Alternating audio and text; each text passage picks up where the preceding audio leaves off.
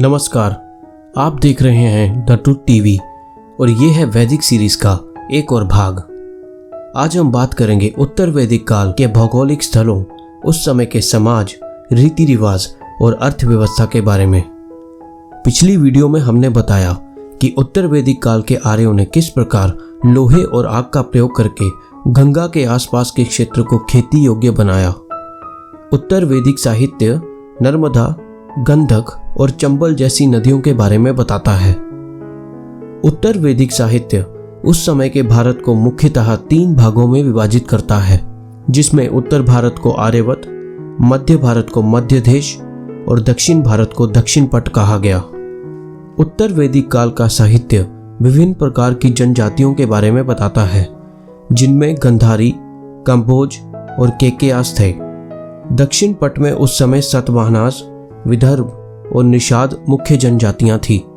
अब बात करते हैं उत्तर वैदिक काल की अर्थव्यवस्था के बारे में। ऋग्वैदिक काल से यदि तुलना की जाए तो उत्तर वैदिक काल की अर्थव्यवस्था में बहुत परिवर्तन आए। पहले पशुपालन आर्यों की मुख्य अर्थव्यवस्था थी, पर समय बीतने के साथ जब भूमि को खेती योग्य बनाया गया तो खेतीबाड़ी आर्यों की मुख्य अर्थव्यवस्था बन गई। छोटे छोटे किसान अब बड़े जमींदार बनने लगे, खेती करने के नए तरीके आने लगे और भूमि को जोतने के भी विस्तृत तरीके आने लगे। बीजों की गुणवत्ता अब अच्छी होने लगी। उत्तर वैदिक काल में चावल जिसे व्रीहि कहा गया, गेहूं जिसको गोधुमा कहा गया और गन्ना जिसे इक्षु कहा गया, यह मुख्य फसलें थी। खेती के साथ व्यापार भी उस समय बढ़ने लगा।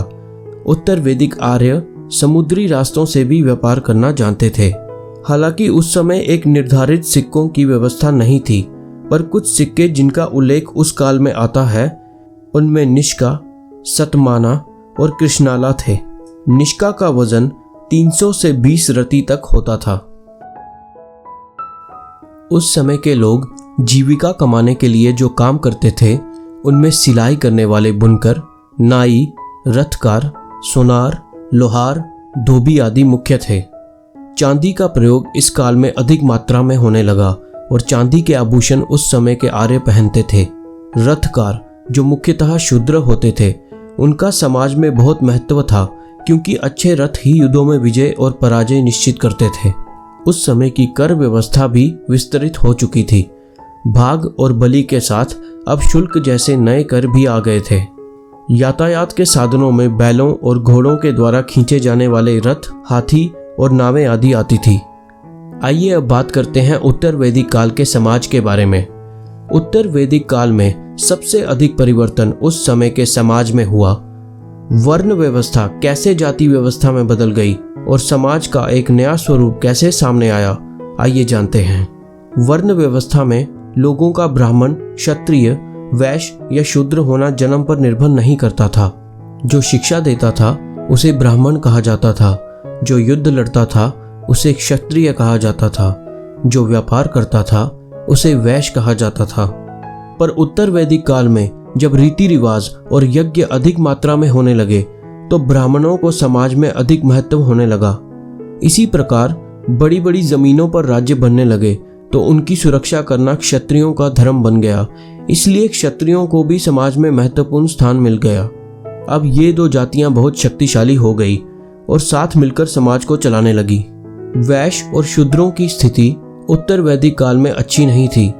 ये व्यापार और खेतीबाड़ी में ही लगे रहते थे, क्योंकि यज्ञ और युद्ध अब समाज में बहुत प्रचलित होने लगे थे। अब वर्ण व्यवस्था जाति व्यवस्था में बदल गई। अब जातियां जन्म पर निर्भर करने लगी। जैसे ब्राह्मण के घर में जन्मा ब्राह्मण कहलाने लगा, क्षत्रिय के घर जन्मा क्षत्रिय कहलाने लगा, और यही बात वैश्य और शूद्रों के लिए भी थी। अब कोई व्यक्ति अपनी इच्छा से अपनी जाति बदल नहीं सकता था। अब उपनयन या पवित्र धागा केवल ब्राह्मण या क्षत्रिय पहन सकते थे और उन्हें द्विज कहा गया, जिसका अर्थ था आध्यात्मिक रूप से जिसका दूसरी बार जन्म हुआ हो। वैश्य और शूद्रों की स्थिति में बहुत परिवर्तन आया। इन दोनों जातियों, मुख्य रूप से शूद्रों को घृणा की दृष्टि से देखा जाने लगा और कईयों को तो अछूत भी बता दिया गया। ऋग्वैदिक काल के भाग में हमने आपको बताया कि किस प्रकार महिला ऋषियों ने मंत्र गाए और समाज में ऊंचा स्थान प्राप्त किया, पर उत्तर वैदिक काल में महिलाओं की स्थिति भी खराब हो गई। अब उनको राजनीतिक और धार्मिक जीवन में कोई अधिकार नहीं था। दहेज प्रथा इस काल में प्रचलित हो गई थी। बहुविवाह या पॉलीगैमी और बहुपतित्व यानी कि पॉलीएंड्री भी इस काल में प्रचलित हुए। कन्या का पैदा होना ज्यादातर समाज में अशुभ माना जाता था।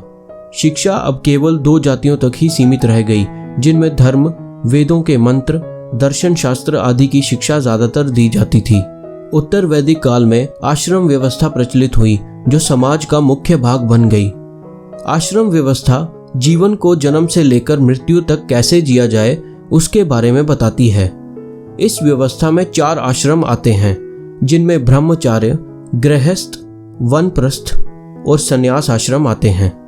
ब्रह्मचार्य आश्रम विद्यार्थी जीवन को कहा गया, जिसमें विद्यार्थी विज्ञान, खेतीबाड़ी, पशुपालन और धर्मशास्त्रों की शिक्षा लेते थे। गृहस्थ आश्रम में व्यक्ति का विवाह होता था और वह अपना विवाहित जीवन जीता और अपना परिवार बढ़ाता था। वानप्रस्थ आश्रम में व्यक्ति अपने घर की भागदौड़ अपने आने वाली पीढ़ियों को देकर सांसारिक मोह माया से दूर होने लगता था। और संन्यास आश्रम में व्यक्ति पूरे तरीके से संन्यास लेकर धार्मिक जीवन व्यतीत करता था और मोक्ष की कामना करता था। उत्तर वैदिक काल में एक और व्यवस्था, जिसे पुरुषार्थ कहा गया, वह प्रचलित हुई। आइए बात करते हैं पुरुषार्थ के बारे में। उत्तर वैदिक काल में पुरुषार्थ 4 प्रकार के बताए गए, जिनमें धर्म, अर्थ, काम और मोक्ष थे। धर्म का अर्थ था सच्चाई पर चलना, अपने कर्तव्य निभाना और नैतिकता से जीवन जीना। अर्थ का मतलब धन, व्यवसाय और उन कामों को करना था जिससे इंसान को आमदनी मिले। काम का अर्थ था संसारिक जीवन को आनंदमय रूप से जीना और जीवन की छोटी छोटी खुशियों को अपनाना। मोक्ष का अर्थ संसारिक मोह माया से आज़ादी प्राप्त करना था।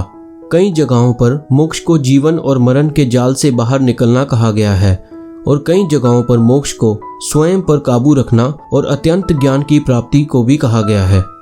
उत्तर वैदिक काल में ऋण व्यवस्था भी प्रचलित हुई। 3 प्रकार के ऋणों का उल्लेख उस काल में किया गया है, जो थे पितृ ऋण, गुरु ऋण और देव ऋण। पितृ ऋण का अर्थ था अपने माता पिता को दिए जाने वाला ऋण, क्योंकि माता पिता हमें पाल पोस कर बड़ा करते हैं तो उनकी वृद्धावस्था में उनका ध्यान रखना हमारा कर्तव्य है। देव ऋण देवी देवताओं की सेवा से संबंधित था। इसमें ईश्वर की भक्ति करना और असमर्थ व निर्धन लोगों को दान करना आता था। गुरु ऋण गुरु को दिए जाने वाला ऋण था। गुरु व्यक्ति को ज्ञान देता था और शिष्य का धर्म था कि वह भी गुरु को गुरु दक्षिणा दे। वीडियो को अंत तक देखने के लिए आपका धन्यवाद। ऐसी ही वीडियोस के लिए बने रहें द ट्रुथ टीवी के साथ।